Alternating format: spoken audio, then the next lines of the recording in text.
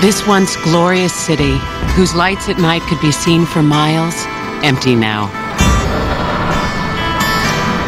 Its towering skyscrapers, once a testament to our ingenuity, now stand as crumbling monuments to our demise.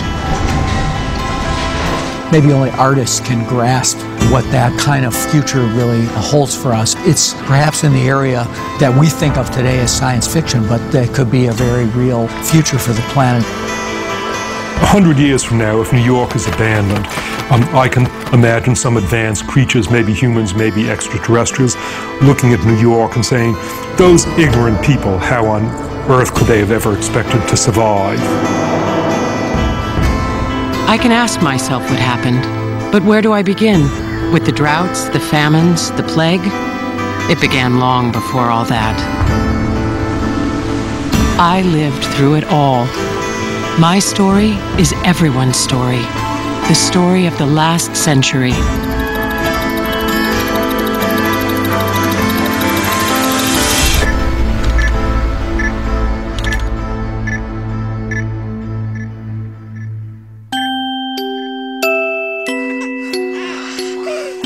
I was born June 2nd, 2009. Civilization was at a crossroads. We were in a race for our future. Today, I say to you that the challenges we face are real. They are serious and they are many. The temperature is expected to keep going up. The stock market plunged. Douglas County will run out of drinking water. They will not be met easily or in a short span of time. Sixth grader came down with suspected swine flu on Wednesday. Energy, climate, food, population, economic pressures. Any one of these challenges might be very serious in itself. But because they're happening all simultaneously, it's going to be very difficult for our governments to cope. When I look at the next century, I feel it's up for grabs. Raising sea level. Catastrophic weather. 10-year drought. It's scary. These are things that are happening today. The time for action is now. The world had never known such uncertainty. We were used to having what we wanted and doing what we wanted. The analogy that I would draw is someone looking at their bank account, and week after week they're withdrawing money and they're enjoying a good life. If they would bother to read the statements, they would see that the bank account is dropping $900, $800, $700, $600. And at that rate, you know that in another 6 months of the good life, there's not going to be a good life anymore. We've acted as though we were independent of the environment. We burned fossil fuels. We've overused our renewable resources in the belief that we could do that forever. People are complaining about the economic crisis we have right now. You haven't seen nothing yet. You know, if we continue down this suicidal pathway that we're on, where we basically turn living stuff into dead stuff and call that economic growth, this will look like the good old days.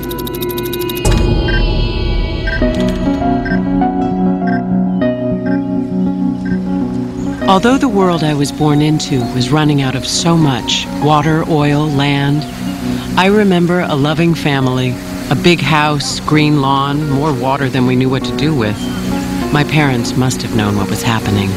We had a compact car and recycled. And it wasn't just us. Smart, imaginative people everywhere were working furiously on solutions. Our government was pouring money into alternative energy. It seemed like everyone was growing their own vegetable garden. Windmills were sprouting up all over. People were beginning to understand. But the clock was running out, and nature was always one step ahead. Flowers are blooming earlier, and trees are leafing earlier. Birds are coming back from migration much earlier. If you were to pull back from the Earth, what you would see is sort of a refugee movement, if you will. And species are moving their ranges farther north to get to cool, from south to north, and from the valleys up to the mountaintops.